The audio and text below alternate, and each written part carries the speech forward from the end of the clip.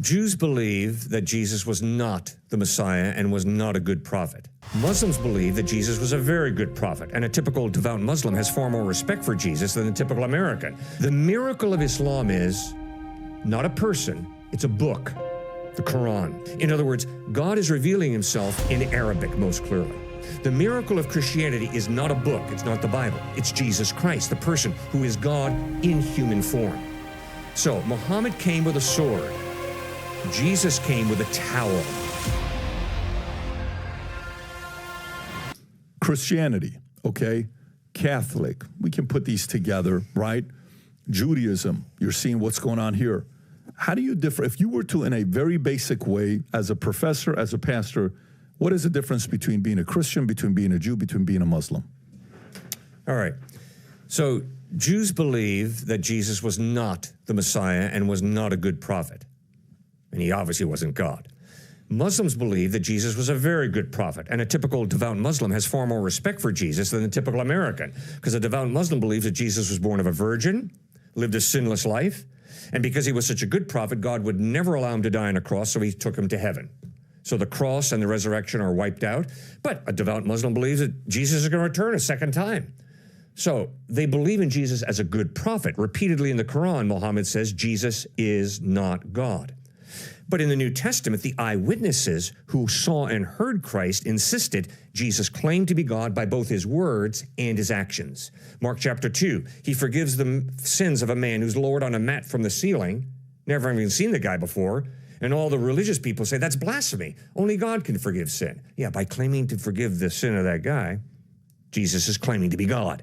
And in John 8:58, Jesus says, before Abraham was born, I am. And the Jews did not call God G-O-D, they called him I am, Yahweh. And Jesus very intentionally took the name of the eternal pre-existent God, applied it to himself, and they picked up stones to stone him for blasphemy. So, you see, the basic issue is who is Jesus?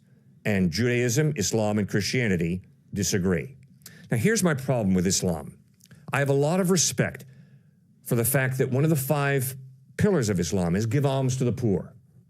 I respect that. Obviously, Jesus taught that. I appreciate that Muhammad had a very high view of Jesus as a good prophet. But here's some of the problems with it. The miracle of Islam is not a person, it's a book, the Quran. In order to know that revelation, the clear revelation of God, the Quran, best, you have to learn Arabic. In other words, God is revealing himself in Arabic most clearly. The miracle of Christianity is not a book, it's not the Bible, it's Jesus Christ, the person who is God in human form. So, am I going to be attracted to a religion that says, Arabic, that's what you got to go? Or no, Jesus loves the world and gives him his life for everybody. Second difference is, Muhammad came with a sword. And let's be honest, it was not pretty for North Africa and for Europe, what the Muslims did. And one of the largest churches in the 2nd and 3rd century was in Egypt, and that church got slaughtered. So Muhammad came with a sword. Jesus came with a towel, and he served people. And I am convinced that the reason that more people are followers of Christ than any other religion is because of his love, his serving, as well as his truth that he outlined very, very clearly. So those are 2 of the reasons that I think it's very difficult to be intellectually honest and to go down the path of Islam, because there are some real contradictions. The third one is this. Muhammad was born in 570 AD, lived till about 632 AD. So obviously he never met Jesus. He insisted that Jesus never claimed to be God. Sorry, the eyewitnesses who saw Jesus, who heard Jesus, clearly wrote he claimed to be God. Now, who am I going to trust? Am I going to trust a guy who was born 570 years after the fact, who obviously never met Jesus? Or am I going to trust the eyewitnesses? Well, that's a no-brainer. Every single time I want to find out about any historical figure, I want to press the information back as far as I can, hopefully to the eyewitnesses.